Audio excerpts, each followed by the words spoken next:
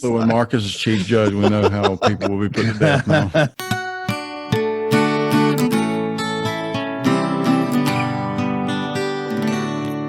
You are listening to Saints in the South. Well, all right. Welcome, everyone, to another episode of Saints in the South with our Come Follow Me discussions.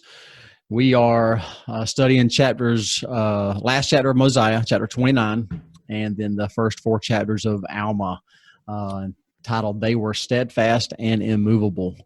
I don't know about y'all, but I'm ready to go to war, man. Tell you what. Seriously. Yeah, I mean, these chapters are about war and governments and leaders. Lots of parallels in these chapters. Yeah. Yeah, I really, really love how we're about to look at just the correlation, the type of government and everything that we have today, and what they were setting up back then. It's truly inspired. It adds to the founding fathers, just knowing and their inspiration in setting up this governing body and everything. So, before we get started in that, the 134th section of the Doctrine and Covenants is a section that's on government as well. Right. That whole section is really, really good, but the first couple of verses definitely apply to what we're going to be talking about today. It says, "We believe that governments were instituted of God for the benefit of man, that he holds men accountable for their acts in relation to them, both in making laws and administering them for the good and safety of society. We believe that no government can exist in peace except such laws are framed and held inviolate, as will secure to each individual the free exercise of conscience, the right and control of property, and protection of life." So just again, the Book of Mormon Doctrine and Covenants in this part, and certainly in what we're reading today, is kind of a great blueprint for how to lay things out and have government that's accountable to God. Right. Yeah, that's a perfect way to start this. Oh yeah. Yeah. And those in chapter 29 there, in the first several verses there, basically 1 through 10, Mosiah, he asks, he sends out a decree among the people asking who they desire to be their king. And they all respond that they want Aaron, his son, Mosiah's son, to be the king. And they said, well, Aaron, he's declined, and he's also on a mission there in the land of Nephi. They're trying to teach the Lamanites there. So To me, that I've always saw that verse, and I've always I assumed, I guess, that maybe Aaron was the oldest of the sons. Yeah, that's what I think. I don't know. You always hear it, I guess, because with the adventures of the sons of Mosiah, you always hear of Ammon first, and so you would just. To me, I always assume that, and even when they mention the names of the sons, Ammon is the first one mentioned. Right. But then we see that Aaron was the one that either way, it says a lot about Aaron. I mean, it's the people really must admire and look up to Aaron, or know that he's a great man, I guess. So, right. Which we know later that he is. Yeah.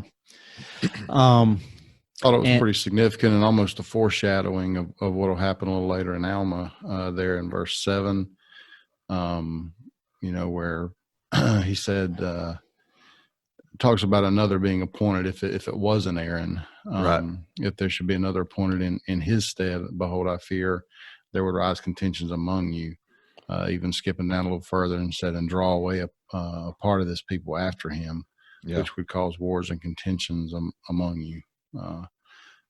Certainly being who he was, could see that happening, and even though he turned it over to the judgeship, it still ended up happening in the first part of Alma there, as we'll see a little later. Right. And I thought it was pretty interesting where he was. It looks like Mosiah is willing and kind of heading that direction of turning the kingdom over to one of his sons. Yeah. But it's kind of like one of those good, better, best deals that President Oaks has talked about. We may get started down one path, and then the Lord provides that inspiration or something just to correct our path and say, what, this isn't the way I want you to go anymore.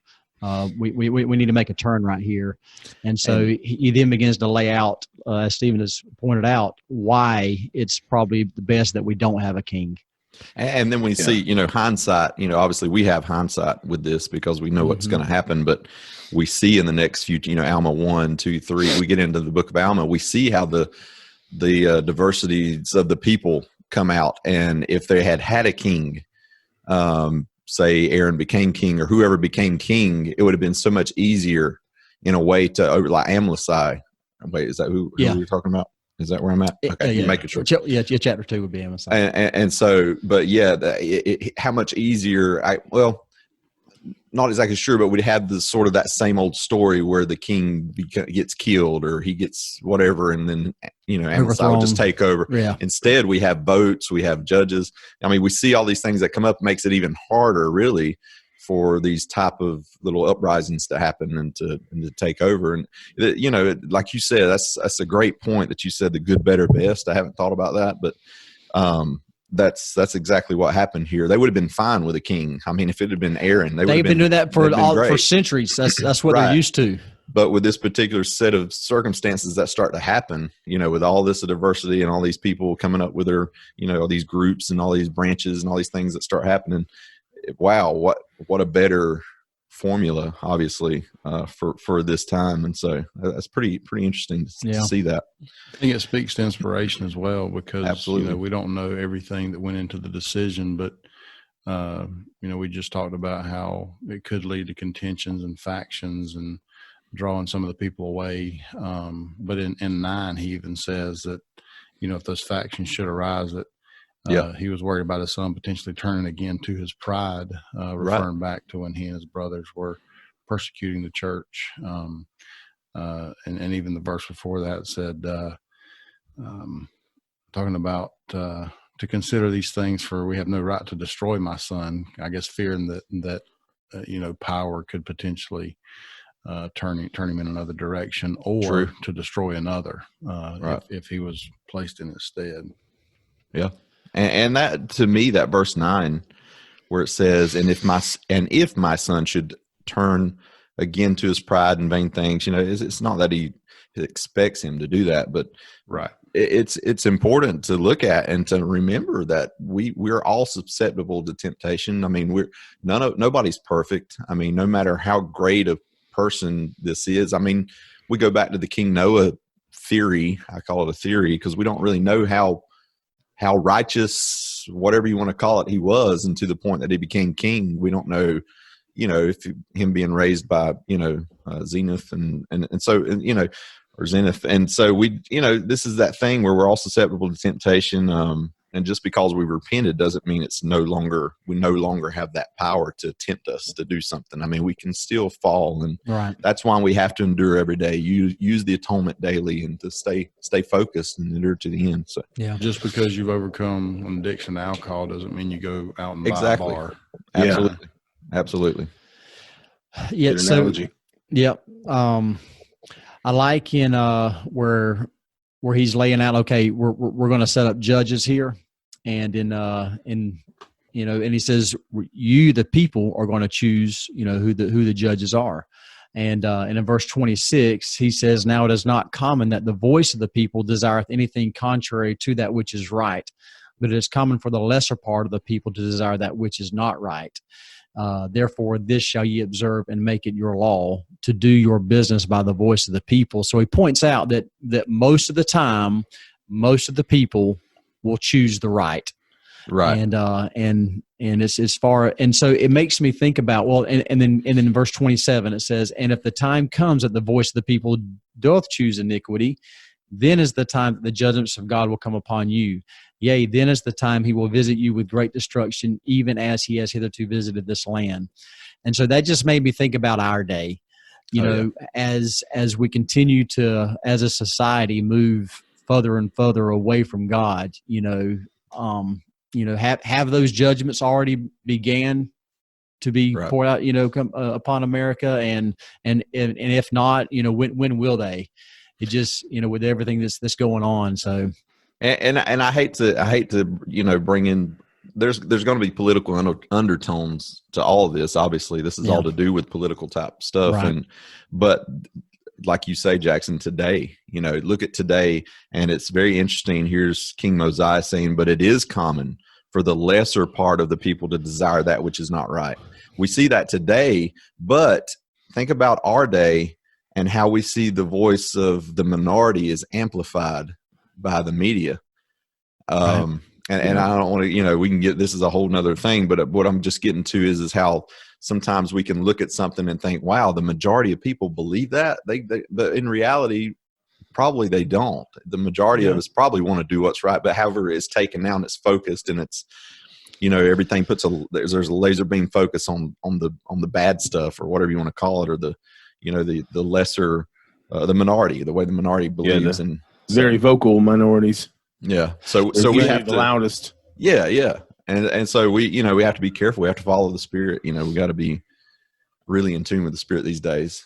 So. Yeah. The Spirit was what came to my mind in verse 26, where it's talking about it's not common that the voice of the people would do anything contrary to that which was right. I thought about the light of Christ, even if we don't have the gift of the Holy Ghost, that everyone has that light of Christ. And then my thoughts started turning to how governments over the years have developed, and philosophers on law and government. One of the precepts that philosophers going back to, I think, Plato and Aristotle is natural law, which basically is it's kind of that. It's kind of based in the idea that there is a light of Christ, and naturally people will lean toward that. Certainly, the voice of the people, and our founders certainly believed that. That was one of the reasons they wrote the Declaration of Independence, and natural law was one of the things behind that. Right. So anyway, that I thought that was kind of interesting that it's in there. That's how the majority usually is. Yeah. And we'll see here in just a second, but as Marcus, you mentioned, you've got where the lesser part end up a lot of times make the most noise. Yeah. Right. Right. And then they've got, and then they use the technology, media, and so forth to really get their voice out there. Right. Which gets back to one of the biggest reasons that I was really interested in doing this podcast, like we've been doing, is to take our voice and put it out there as well. Because there's this, Satan, he's always doing everything he can to try and drown out the good things in life, the righteous things in life. And so, just being able to add our voice out there, it feels good to be able to do that. Absolutely. The philosopher Luke Bryan once said he believed most people were good too. Right. Luke, the wisdom that pours out of that man, it's unreal. Hey, that's right. He's also South Georgia. That's right. Oh, peanut farmer son. That's right. In verse 29, and further, and just kind of adding to this whole governing thing and the accountability, verse 29, if your higher judges do not judge righteous judgments, ye shall cause that a small number of your lower judges shall be gathered together.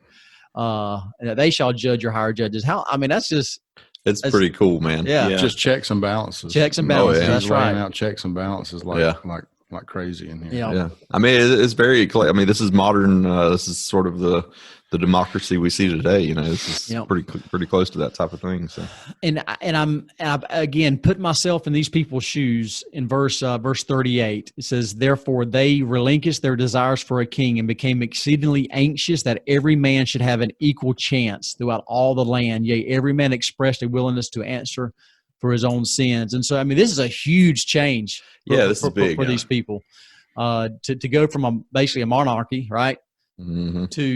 to a governing body of judges and being controlled by the voice of the people, and I like how it points out how that everybody has an equal chance. Right. Getting back to their Constitution, the Declaration of Independence, having the right to pursue happiness, and having everyone being created equal.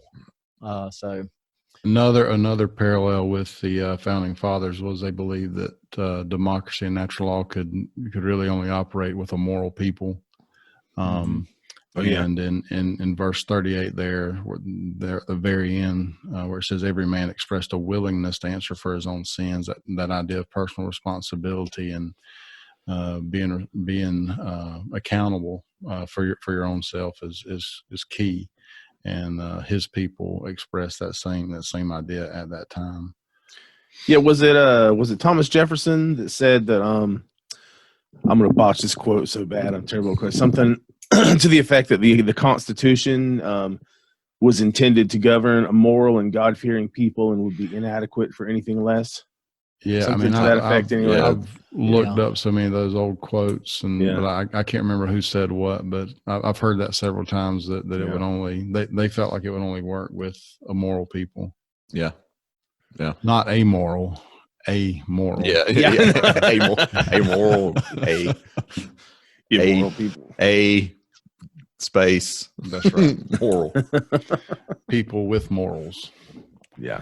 And this is kind of a significant time period as well. You know, in the Book of Mormon, there's probably 3 or 4 instances. Just thinking offhand, I wasn't thinking about this last night, but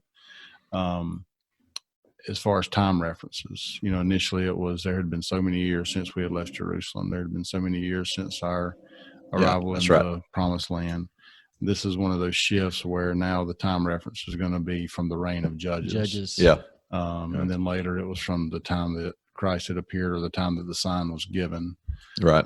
But this is definitely one of those shifts. As we go forward, we'll see that time is measured from when the reign of Judges began.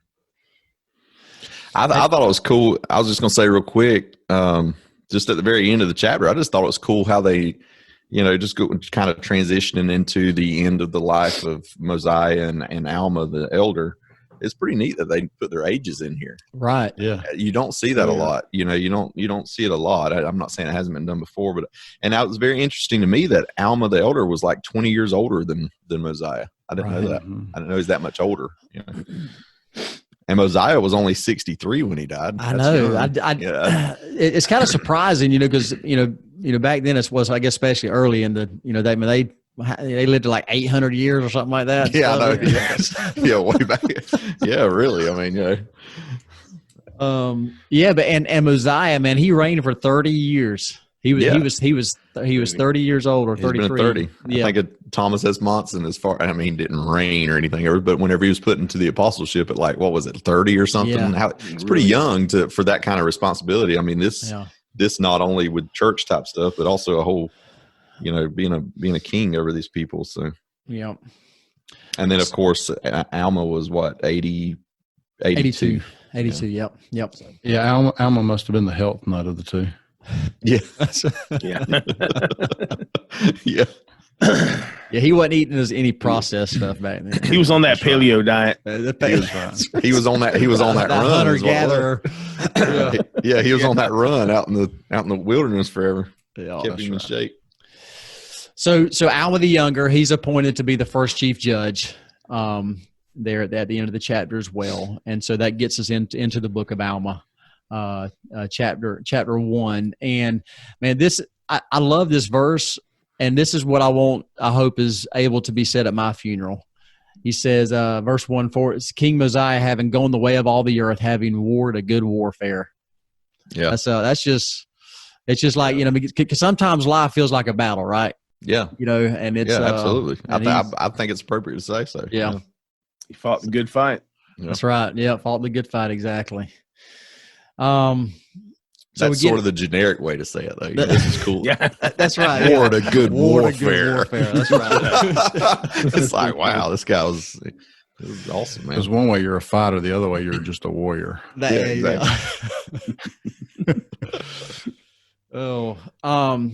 So we see that it doesn't take long, you know, for, again, you know, small number of people to start trying creating some problems here. We see where this guy by the name of Nehor, he's applying the the King Noah doctrine, right? Where he's wanting the priests and teachers to be upheld by the labor of the people, and he begins to kind of teach his ways there.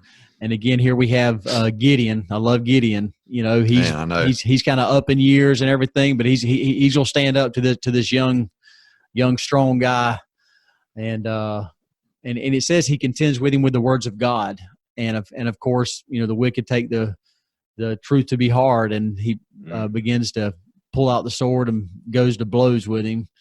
And unfortunately, Gideon is slain there. So there's a lot of Gideons, and like just thinking of my own ward, and there, you know, you see those Gideons, those stalwart, right, solid people that are just always there. Those are the guys that you want to go to and ask for advice, and even if they're holding a prominent position or not, whatever you want to call it, it's like that. It's just that person, and there's several I could think of and name, which, you know. But you know, Gideon's just one of those people too that you just go, you know, what a solid guy. I mean, this guy was a beacon in the night. You know, that's right. That's exactly right. I find it interesting. You know, he takes these Nehor. He takes these truths and he twists them. Right. He says he also, verse 4, he also testified to the people that all mankind should be saved at the last day, and that they need not fear nor tremble, but that they might lift up their heads and rejoice. For the Lord had created all men and had also redeemed all men, and in the end, all men should have eternal life. Mm-hmm. So he's taking these truths, right, and he's twisting them. And just as Satan does, it's just a hint of truth. There's some truth there, but it's twisted, and it's, you know, so it's very nothing's really changed with our day. I mean, it's just got philosophies of men just kind of mixed in with some truths there. Yeah, mm-hmm. That's right. Verse 17. Speaking of kind of freedom of religion, getting back to the, you know, constitutional rights and everything, talking about the people that wanted to follow the teachings of Nehor and everything. Says, nevertheless, that they durst not lie if it were known for fear of the law, for that liars were punished. Therefore, they pretended to preach according to their belief, and now the law could have no power on any man for his belief. You know, he's pointing out the freedoms of religion there. The thing that I like about that is that in other words, the way that I interpret that, or the way I understand that verse where it says, nevertheless, they durst not lie if it were known for fear of the law, for liars were, therefore they pretended, as you said, to preach according to their belief. And what's interesting is that, to me, that means they didn't even really believe what they were doing. They just knew it was fun, and they wanted to do it, and they felt good about it. You know what I mean? That's right, kind of establishing their own religion. So to speak. Like, they knew it wasn't the right thing to do, really, deep down. It goes back to that light of Christ thing. Even, you know, everybody knows pretty closely that, you know, if this is right or not. I mean, you can tell.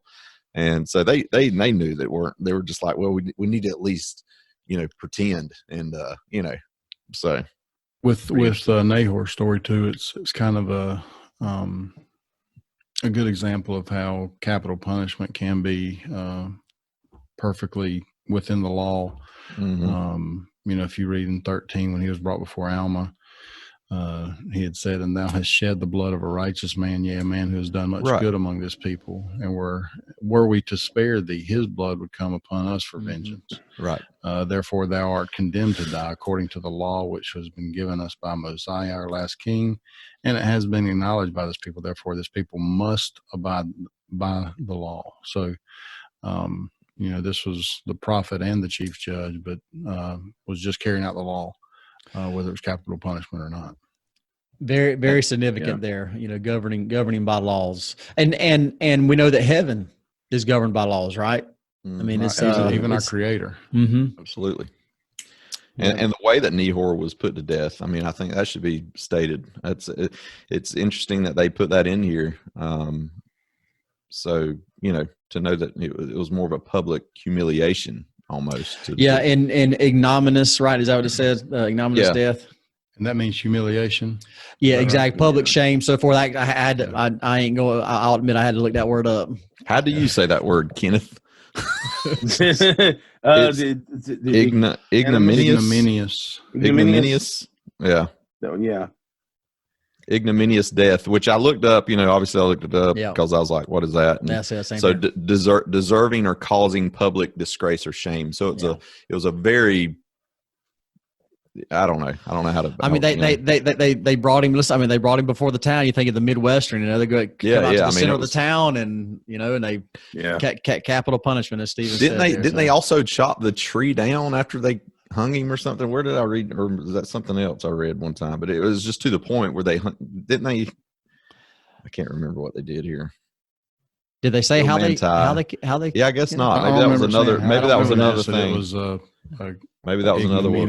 Another one. I do remember them saying something about when they hang somebody in a tree or something, they'll cut the tree down actually and stuff like that. It seems like that was somewhere else, but it wasn't. Wow. So. Are you adding to the Book of Mormon here? Are you adding? I'm adding a little. I'm adding a little insight. There's a little. My book is being released next week. Wait, the philosophies of Marcus Mingles. So that leads us right into priestcrafts. That's right. So when Marcus is chief judge, we know how people will be put to death now. And there'll be a lot of trees that's going to be missing. Oh yeah. It's priestcraft is that's a cool segue, because that's something that really stood out to me here. Something that is a theme even throughout. It's not mentioned in the Bible specifically. That word isn't used, but it's a common theme that's present in the New Testament and even throughout history. Kind of goes back to something that I know a lot of people might not know a lot about as far as our beliefs. When we, and not to cast aspersions on any other church's system, but that we don't have any paid clergy in our system, because we do believe that a man should labor by his hands, to support his family, and his service to God should be separate from that. Excuse me. And something that's really cool too. I have a book. I want to plug this thing. Hold on. This is a really interesting book. You look at this. After Jesus, The Triumph of Christianity. Okay. It's published by Reader's Digest. Huh. Man, this is one of the best books I've ever read in my life. It's really, really, as far as just being factual information. Right. It's all historical, and it's set up like a textbook, and it goes back to it's pulled from the writings of the early church fathers, Origen, Ignatius, Justin Martyr. And so there's a lot of stuff in there that's really interesting about the really early church in the first couple centuries, that information that I haven't seen anywhere else, how there would be traveling ministers after the apostles had died. There would be people that would do kind of like Paul did, and they would travel from town to town. And when they would visit a town, they would preach, and generally the people would gather up enough money they would kind of calculate basically how much they would need to get to the next town. And they would take up that amount of money and give them, okay, so you're going to need lodging for 2 nights, and you're going to need this and this. And so they would kind of estimate it, and they would take up that amount and give them that amount. And if the person asked for more than that amount, they would generally just run them out of town. They'd be like, well, no, we're not giving you anything. You're not, So it was interesting to me that, from the historical records, that the early church was very much focused on men not profiting from preaching. That was a common theme in the early church. That there was, if you're going to preach the word of God, if you're going to preach Christ, then we're going to get, the people that supported that, and they would take up money, and they would try to make sure that they had enough money to eat, and to, the system that was in place in the early church was one of those who were preaching the gospel not to be elevated, and not to receive any profit from what they did. If people chose to spend their life traveling and preaching, then they would be pretty much guaranteed to be able to survive. They would, people would make sure they had what they had just for their needs, but nothing beyond that. So there was there was a really strong emphasis on nobody profiting from being a teacher. For anything beyond what you needed was not acceptable. And I just thought that was really interesting when I read about that, how it seems to Yeah, it goes along with the current Latter-day Saint beliefs about preaching. How you should work. Every man should toil, should have some kind of a trade or some kind of Right. job to support their family, and the work that they do for the Lord is separate from that. It isn't what they do for profit. It's what they do,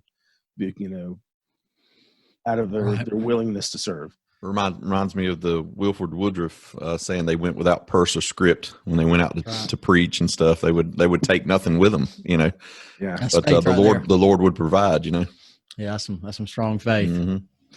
Mm-hmm. Just kind of point out as well that those that were remaining faithful, says this was a great trial to those that did stand fast in the faith.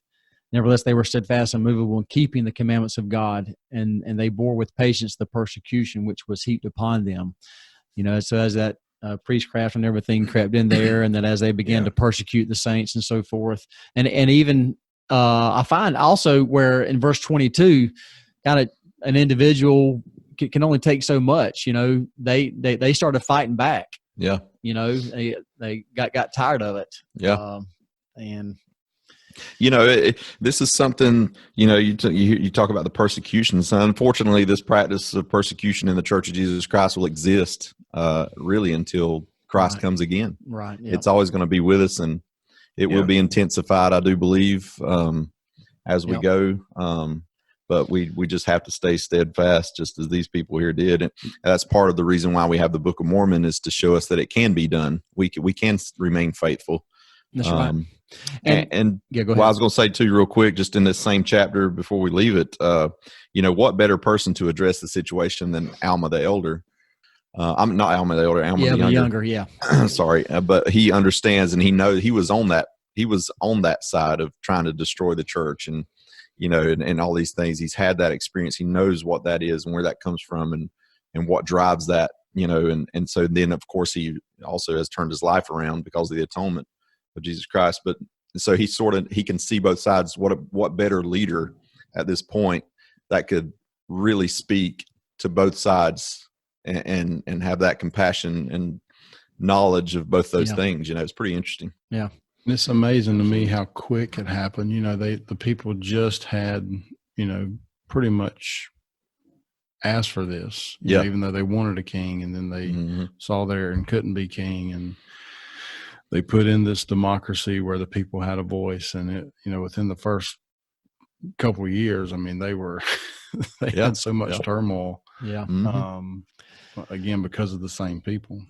That's right. But we see that as those people remain faithful, there was that they did remain faithful. The Lord really begins to bless them. He pours out, the blessings upon them, and they become very wealthy.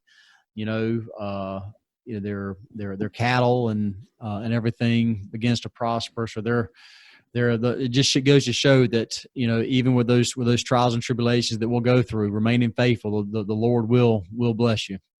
Yep, there's a time later in some of the latter chapters of Alma. Alma's only like less than 40 years of actual time frame. It's like a third of the Book of Mormon.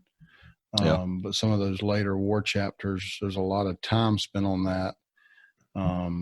And David Ridge has pointed out that it's probably for that same reason, to show that you can have joy during times of turmoil and upheaval. And he pointed out the scripture. I don't have the reference here, but in one of the latter chapters, that there was never a happier time at one of these points in time because of the righteousness of the people, even though they were in a time of war. Yeah. Oh yeah. Good. So they go for about 5 years of peace, and that gets us into chapter 2.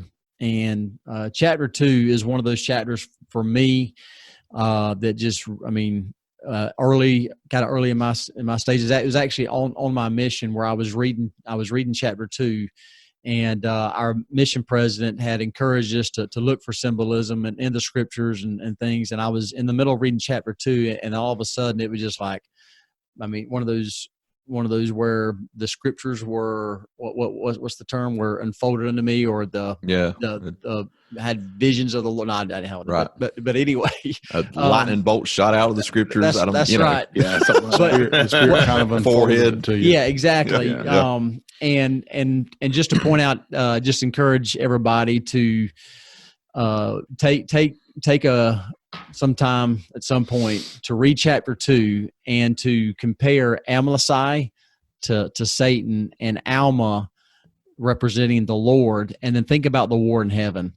As you read through it, and it's pretty interesting to see all the parallels as you go through it there. So, this man by the name of Amlici, he begins to teach after he was after the manner of Nehor, however you pronounce his name. I look at that too as if, on the very opposite end of the spectrum of, if you want to consider Nehor, however you want to say it now, him being the evil Abinadi that gets, Amlici representing Alma the elder, and he takes off, and I'm going to take his doctrine, and it's just, it's a good point. It happens on both sides of the fence. Yeah. It's Satan's going to mimic everything that the Lord does. He understands and knows that the way the Lord does things is the absolute best way. So he's going to try to mimic that, and he's going to try to follow that pattern, and so it's just interesting there. So Amlici, he gathers, he's teaching these things, and there are people, believing him and wanting to follow him. And they, again, Amlici, he actually, they I guess tries to use the democracy standpoint, and because it comes to a vote, whether they'd like him to be their king or not. And then of course the majority choose not to have him be their king. And he doesn't like that very much, and so he begins to take those people who did vote for him, and he stirs them up into anger, even so much that they're ready to go to battle now. Have we seen anything like that in politics in the last 4 years? I don't know. And again, that's kind of what King Mosiah was laying out, that you have something like this where somebody's put up to be a king, and people expect that, and then all of a sudden here you go with the faction being removed from the main body, the main voice of the people. Right. It is, I make fun too, but it is interesting. These things are happening today. I mean, the Amlicis and I didn't win, I'm gonna throw a fit, and I'm gonna do everything to smear this person and everything to turn the tide. Even though the people don't want me, which hurts worse. But it's just very interesting to see that as you read through these chapters. The Book of Mormon is for our day.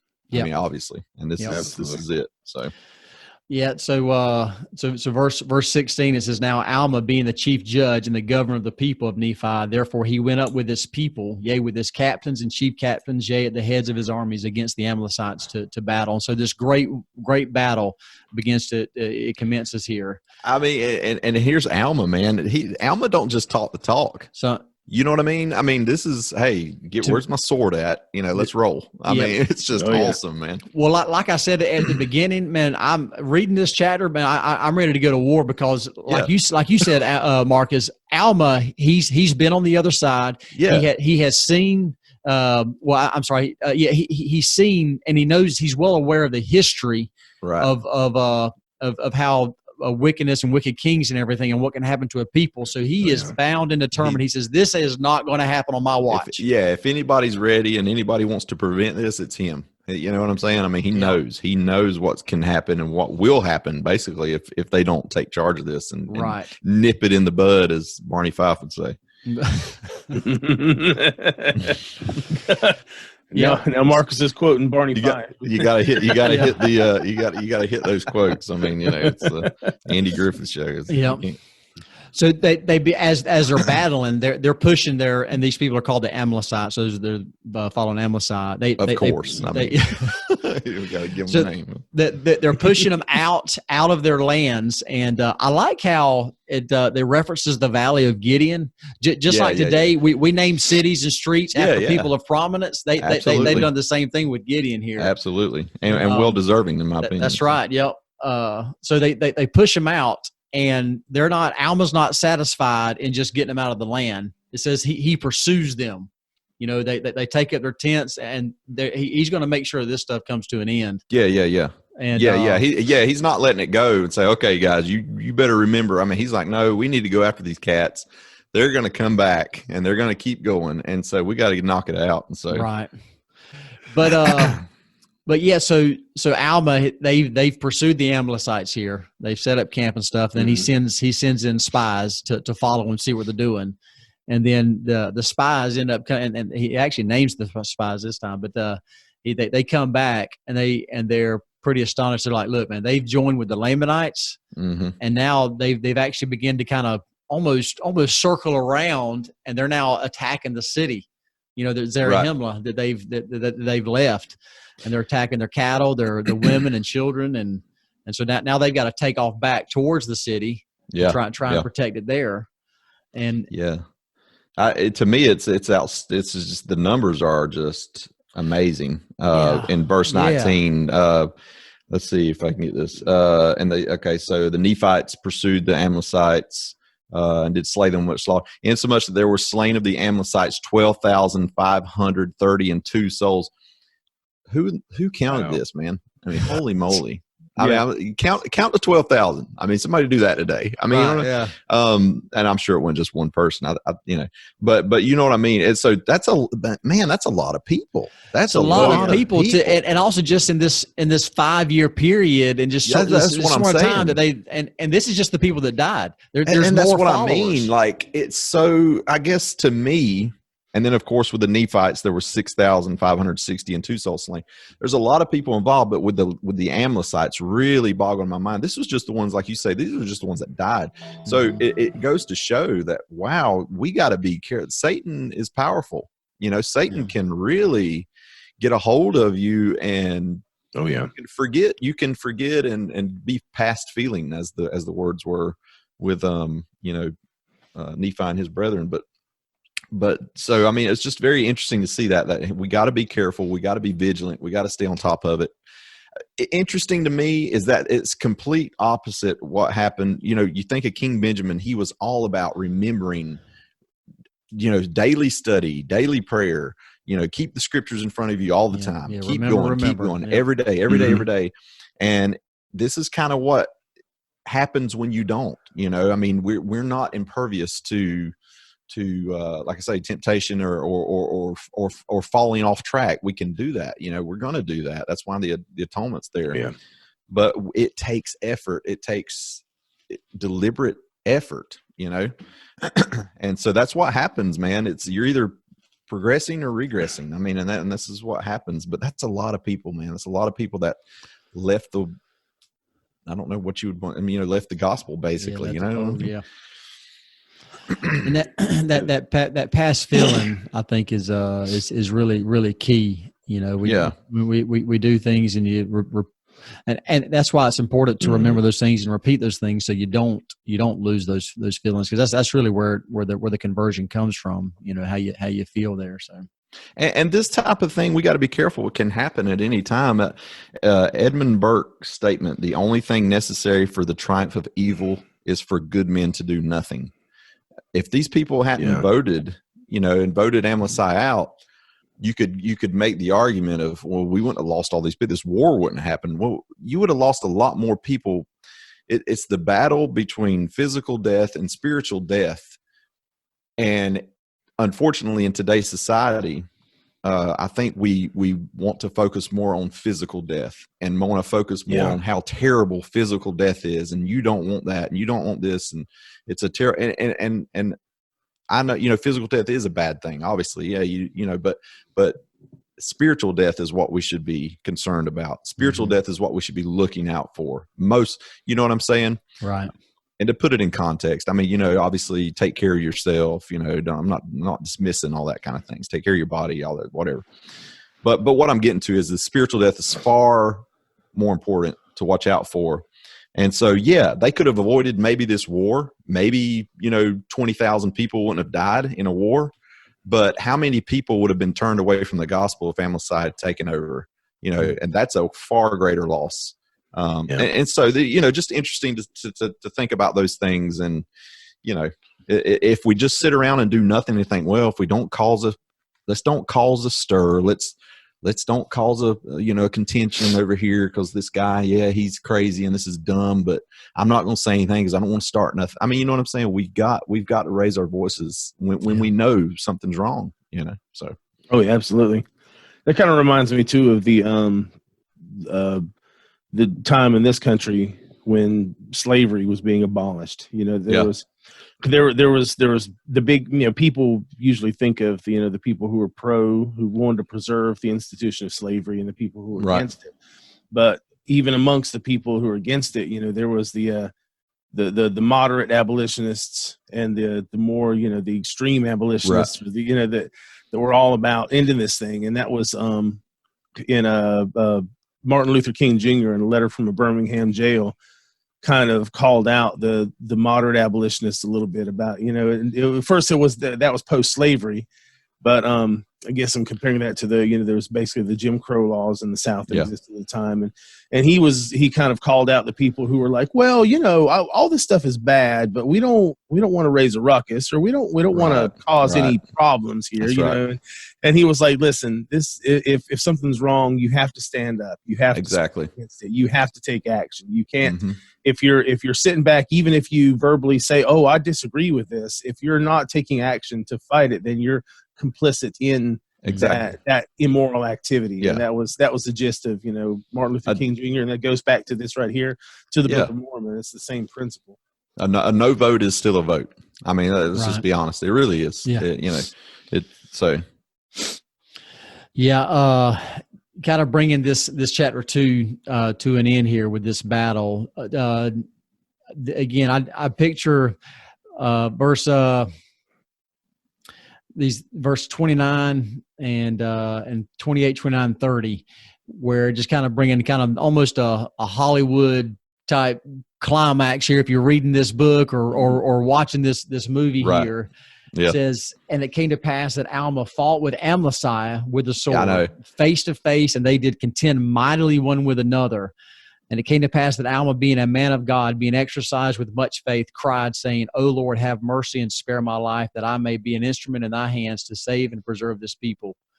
And then in verse 31 it says, and he slew Amlici with a sword. So I picture kind of Alma starting to wane there and get beat over and starting to lose that one-on-one battle. And he's like, Lord, don't let this happen. And then he just gets this strength, and he's strength of the Lord. And then he comes up and overpowers Amlici and slays him there.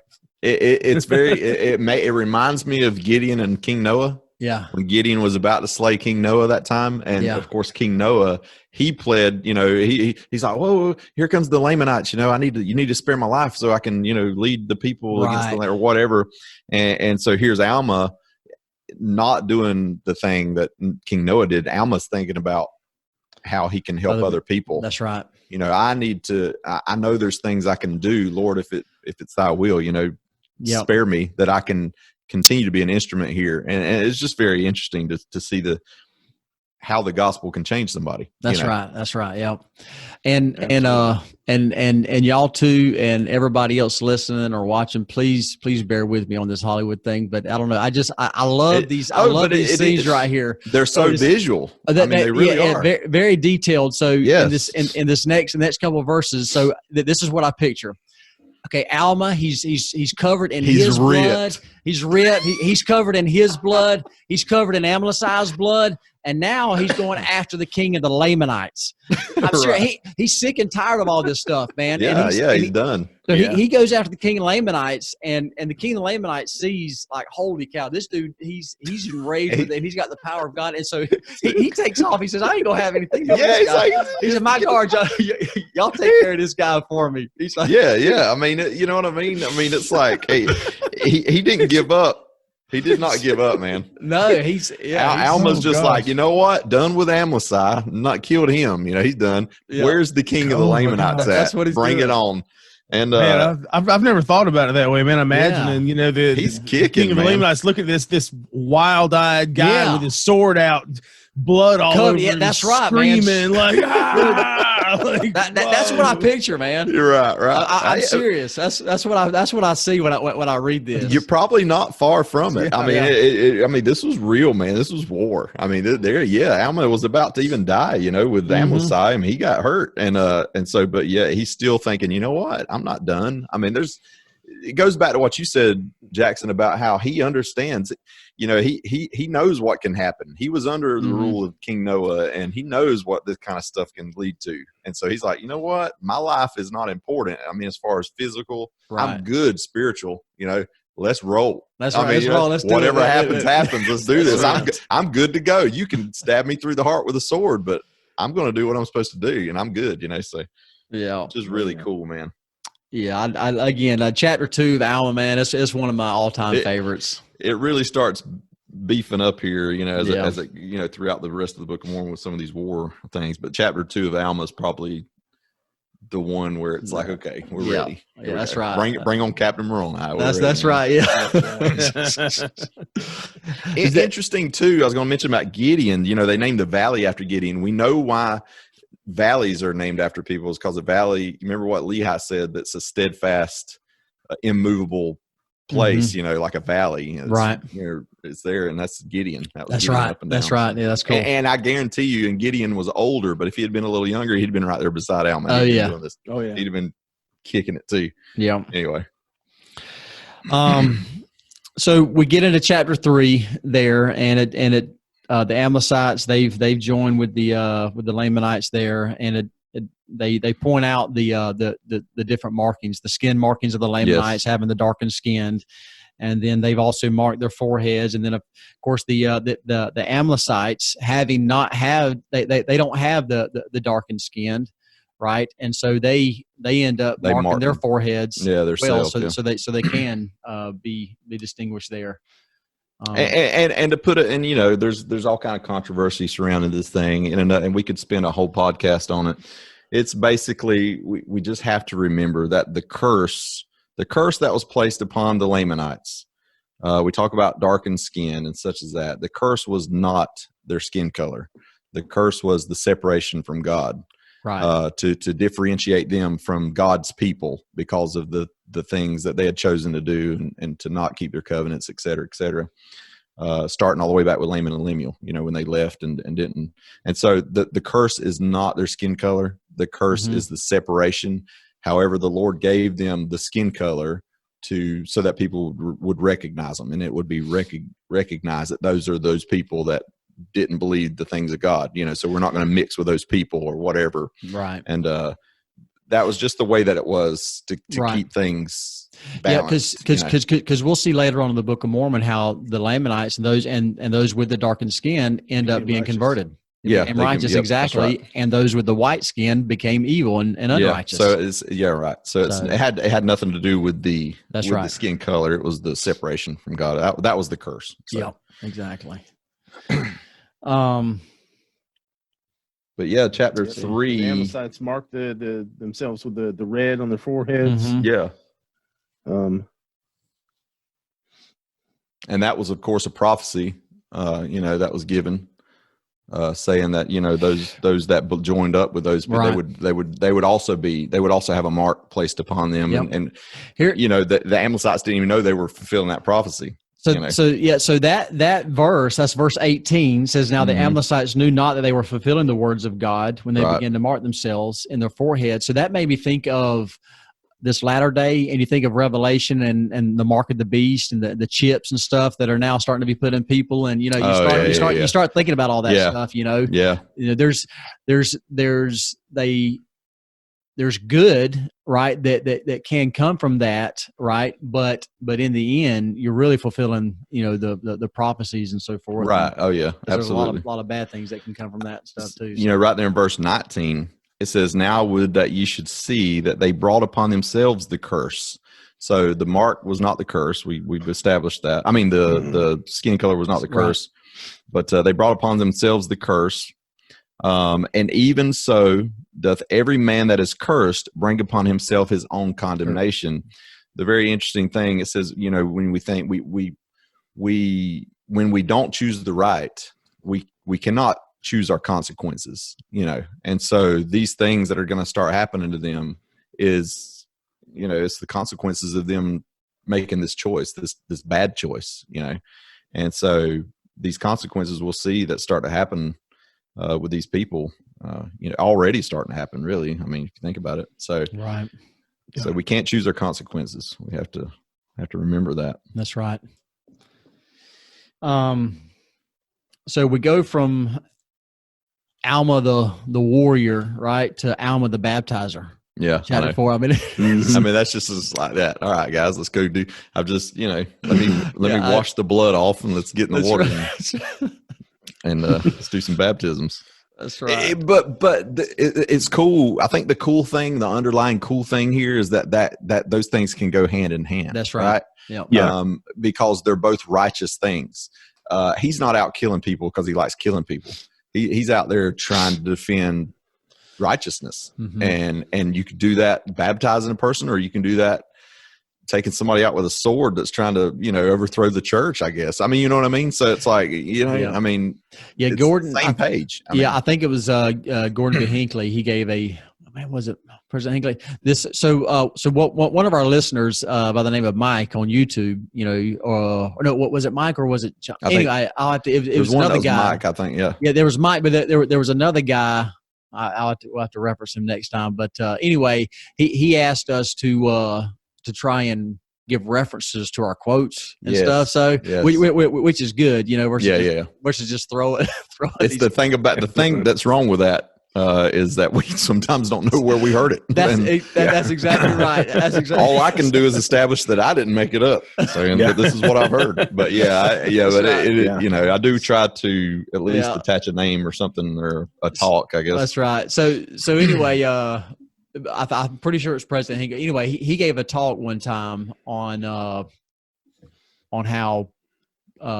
people can be with different nations, right, and go to war. Right. And then and be asked to literally kill people, right? And then and not be held accountable. Yep. I remember that for that and stuff. So we believe in one of our articles of faith. We believe in we need Stephen to quote it, or whoever can, the governing bodies, or being subject to. There you go. That's it. Yeah, the governments are kings. Yeah. Yes. Rulers. Yeah, exactly. Presidents, whatever it is. I can't quote that good either, but that was the ninth, maybe. I don't know. I don't want to put that out there. It's one of the articles of faith. It's one in 13 chance of getting it right. We promise to study more. That's what we want to get across. Yeah. That's the gist here. Been a long time since primary. Yeah, exactly. So I didn't learn them then either. So I did. You know what I'm saying? I didn't attend primary, so yeah, I didn't either. I was actually about a few months, but anyway, I didn't get baptized until I was 11, so I was an old man at that point. Chapter 4, as you said, he starts baptizing a lot of people because there's a lot of loss. There's a lot of people that died. And it woke these people up. Right. It's like, whoa, wait a minute. It's that remembering thing that should have been happening on a daily basis has now had to happen through some kind of tragedy that has gotten people woke up again. Got these people woke. Mm-hmm. That's right. And so now they're like, okay, we're humble again, and we want to, and you got people that's joining the church now and stuff because they see how cool Alma is. No, but they he really is though. Well, they see the power of God. I mean, they recognize it. But as far as and there were members of the church that began to be lifted up in pride, right? They have been, the people of the church have been blessed. They have been prospering. And again, it's that old adage where you begin to think that all this success is because of your hand and because of your hard work. And when in reality, it's because of your faithfulness and your hard work, and the Lord's blessing you. Exactly. And that's why those things are happening. And it talks about the stumbling block. I've referenced this scripture before. It's one of my favorite verses. In verse 10, Alma 4:10, the stumbling block says there were many, the wickedness of the church. In other words, the members of the church were a great stumbling block to those who didn't belong to the church. And it just really, it reminds us to be careful. And of course, we think, especially with social media, that it's so easy to maybe share something or post something that to us is sort of normal for our, what we like or this or that. But sometimes people can misinterpret it. And, we got to just be careful. David A. Bednar, when he said, "Who will people decide you are if all they know is what is on your social media page?" Not saying we got to get on there and just make up a character for ourselves, but you know what I'm saying? It's just be careful what we share and what we put out there, what it looks like we represent, when we should be representing the Lord in all things. But I just thought that was interesting there that they had that. And then of course, my last thing that I had in this chapter was chapter 19 verse 19, when Alma says, "You know what? I got to, give it over to who is it?" Yeah, I say Nephi, but I don't know if that's right or not. Nephi. That's another thing we got to do. We got to figure out all these. I'm gonna have to have a pronunciation guide. Pronunciation guide. Say it all wrong all the way from the beginning. But anyway, Alma says, "I got to go back out and got to start preaching again." Here it would go from warrior to baptizer to let's go back to preaching. That's right. Yeah. And I don't have time for the judgment seat here. I'm gonna give that to Nephi. I don't know. We'll have to look that up. Get you on catch you on the next one. Matter of fact, it the way that I know. Yeah, I'd say in our Facebook group page and YouTube and stuff. Let's get some comments on this pronunciation. Yeah, exactly. Here. Which way should we throw this thing out there? But anyway, he says he goes back out because he knew the only thing that could save his people, and he says save. It's pretty interesting. The only thing that could save his people is bearing down in pure testimony to them. And there's a quote. It's M. Russell Ballard, so I got the right guy. It's in a conference talk that he gave in October 2004. Bam! Good job. Bam! Wow! I learned quick. I'll learn these names too soon. But M. Russell Ballard said, "Although we can have testimonies of many things as members of the church, there are basic truths we need to constantly teach one another and share with those not of our faith. Testify that God is our Father and Jesus is the Christ. The plan of salvation is centered on the Savior's atonement. Joseph Smith restored the fullness of the everlasting gospel of Jesus Christ, and the Book of Mormon is evidence that our testimony is true." And then he goes on to say, "The Spirit cannot be constrained when the pure testimony of Christ is born." I love that because that is an absolute true statement. The Spirit cannot be constrained when pure testimony, pure doctrine is taught. There's no way to constrain the Spirit because that's what the Spirit does. We can tell cool stories and things that aid and can help paint pictures and things. But when you get down to the nitty gritty of it and you talk about, what we know and the pure doctrine that we know, the Spirit is going to be there every time. Man. And so that's pure testimony. Absolutely. That's the power of pure testimony. So we started. It was after the first Sunday of March that we stopped meeting, right? It was like second or third Sunday. March 8th, I want to say, or something like that. So April, that first Sunday, we had general conference, right? Yeah, and so that's right. So May was our first fast and testimony meeting that we could have had as far as in our homes, having a testimony meeting in our home, right? And for the first Sunday in May, and of course, so we didn't have any talks. We had a testimony meeting, and it was just we actually didn't have anybody over this time. It was just me and my family, and we all stood up and bore testimony. We didn't ask any of the kids to do it. They all got up on their own, and it was talking about filling the Spirit, Marcus. Man, yeah. It was thick. It was thick in there. Both Amanda and I were. We were in tears, bearing testimony in the end there and stuff. And after having watched our kids do that and stuff, so it was strong. Yeah, absolutely. I remember being in the bishopric. The stake president had sort of pushed getting a more pure and focused testimony meeting, and that's when that quote was actually introduced to me to read before we do our sacrament, before we do our fast and testimony meetings in church back when we used to meet together. And I remember that very first Sunday that we did that. It was just, like you say, Jackson, it was night and day. You could just feel, it was palpable. I mean, it was just like, wow, this is super strong. Everybody got up and for quick, very succinct, little things about, I know Jesus is Christ, or I know, this, whatever it was. And it was like, wow, it's powerful. It was really powerful. The Spirit was there, definitely. So, well, Kenny, you got any closing remarks? I'm just super excited about getting into Alma Chapter 5 next week. Yeah. And I want to counsel anybody listening to this right now. I know I'm not always the best about actually reading my scriptures like I should. Sometimes I skim through it, or sometimes I'll listen. But Alma Chapter 5, the sermon that Alma gives, is some of the most beautiful language I've ever seen in Scripture. Honestly, Alma Chapter 5 is probably my favorite chapter of Scripture anywhere. And I'm really a New Testament guy a lot. That's why. But Alma Chapter 5, the language that he uses, man, it's powerful stuff. Yeah. I'm excited about getting into that next week. Yeah, it's almost as he's not having to focus on being the chief judge or anything. You can't see that, can you? It's the pronunciation guide for Nephia. Nephia. Maybe that's it. So I'm sure there's somebody out there that can help me out with that. So yeah, some linguistics person. Yeah, somebody that can read. Well, very good. We hope you've enjoyed it. Again, we've had a good time sitting here talking, discussing, laughing. Come follow me. So until next time, y'all keep on striving.